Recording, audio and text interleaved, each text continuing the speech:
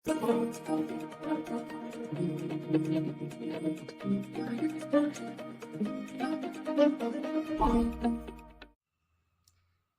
Dear friends, welcome to Pawar edu spark. ધોરણ 8ની અંદર આપણે થિયરી જોઈ હતી ચેપ્ટર 2ની. આજે આપણે ઉદાહરણ નંબર 1નો દાખલો જોઈએ. ઉદાહરણ નંબર 1, પહેલું કયો દાખલો છે તો ઉકેલ શોધો. 2x - 3 = x + 2.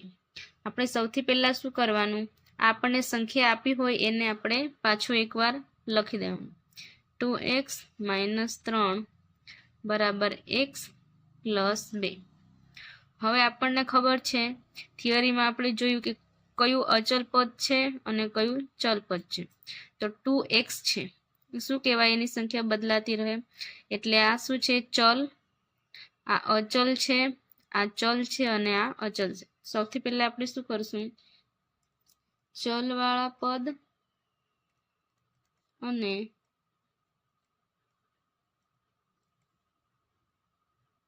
અચલવાળા પદો એક તરફ રાખીશું.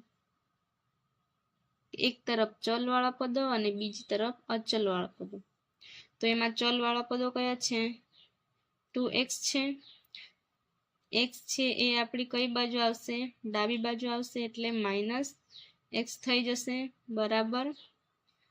અને જે 2 લખશું અને જે માઇનસ છે એ જમણી બાજુ જશે એટલે પ્લસ થઈ જશે. આપણે શું કર્યું, x ને ડાબી બાજુ લઈ ગયા અને -3 ને જમણી બાજુ લઈ ગયા. આનો 3 ટપકાનો મતલબ શું થાય છે, માટે. એટલે અહીંયા કઈ નહીં હોય, આપણે શું ગણવાનું, 1 ગણવાનું. એટલે 2x માંથી 1 જાય x તો કેટલા રહે, 1x, અથવા તો આપણે x પણ લખી શકીએ, બરાબર. 3 અને 2 કેટલા થાય, તો કે 5. એટલે આપણો જવાબ મળી જાય. હવે આપણે ચકાસણી કરીએ કે જે x બરાબર આપણને 5 મળ્યો છે એ આપણે ડાબી બાજુ મૂકી દઈએ x ની અંદર, અને જમણી બાજુ મૂકીએ તો કેટલો જવાબ આવે, કેમ કે ડાબા બરાબર જબા થાય. એટલે આપણે ચકાસણી કરીએ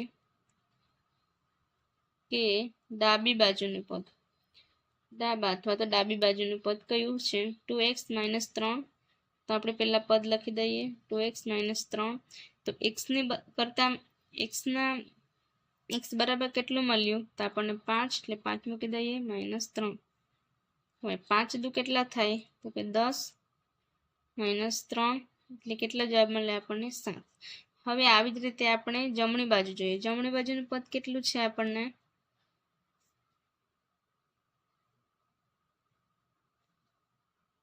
જમણી બાજુ x + 2. x બરાબર આપણને કેટલું મળ્યું છે, 5 + 2, એટલે કેટલા મળે, 7. તો આપણે ડાબી બાજુનું પદ અને જમણી બાજુનું પદ કેવું મળ્યું છે, સરખું, એટલે ડાબા બરાબર જબા. આપણો ઉદાહરણ નંબર 1નો પહેલો દાખલો. હવે આપણે જોઈશું ઉદાહરણ નંબર 2. હવે આપણે જોઈએ ઉદાહરણ 2નો દાખલો. સંખ્યા શું કીધી છે, 5x + 7/2 = 3/2x - 14.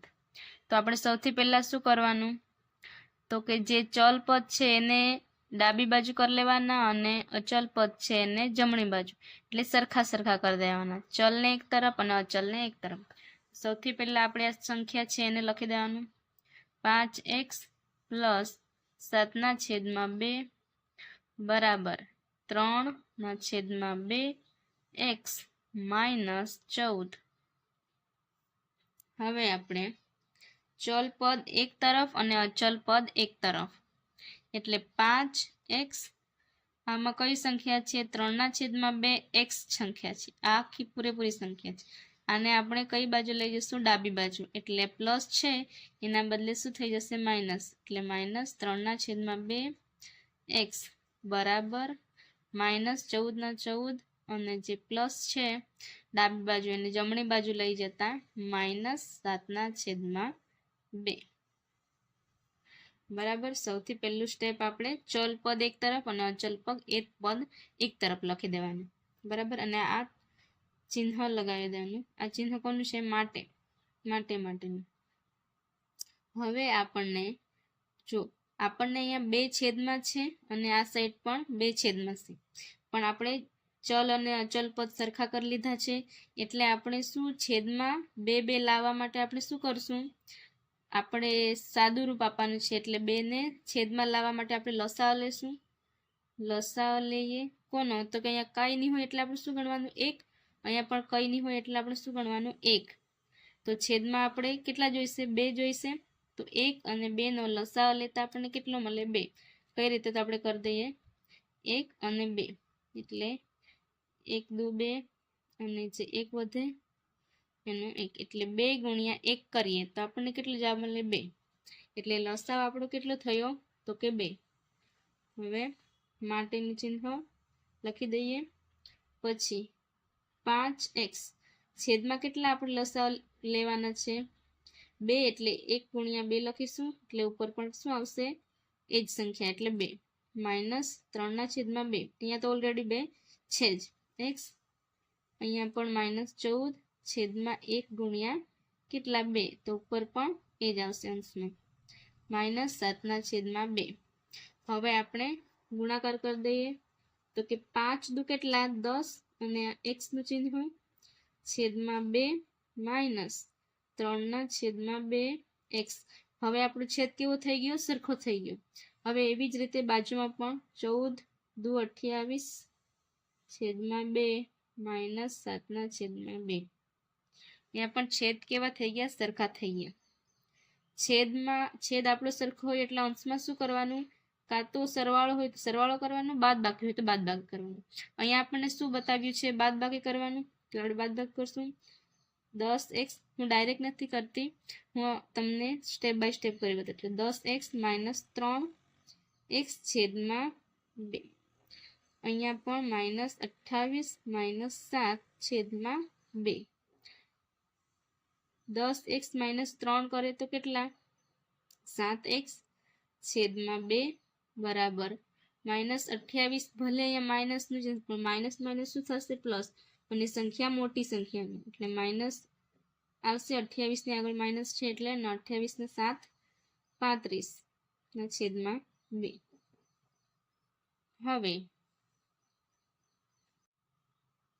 અહીંયા આપણે કોને x ને કરતા બનાવીએ કેમ કે આપણે x શોધવાનું છે એટલે શું થશે? ક્રોસ ગુણાકાર થશે। એવી રીતે ક્રોસ ગુણાકાર એટલે x નો તો x ત્યાં જ રહેશે, બાજુમાં શું? 35 ગુણ્યા શું થશે? 2 ઉપર જશે અને છેદમાં 7 અને 2 છેદમાં જશે। આ સંખ્યા થઈ। હવે આપણે સાદુરૂપ આપીએ। અહીંયા શું કેન્સલ થશે? તો આપણે સરખા દેખાય છે 2 એટલે આ કેન્સલ થશે। 35 તો કે 7 × 5 = 35 થાય, 7 × 5 = 35 એટલે 7 7 કેન્સલ થશે એટલે શું બચ્યું? એક તો માઇનસ ચિહ્ન બચ્યું અને બીજું 5 એટલે શું લખશું? -5 એટલે x બરાબર -5 એ આપણો શું થશે? જવાબ લખી દેવાનો। Thank you.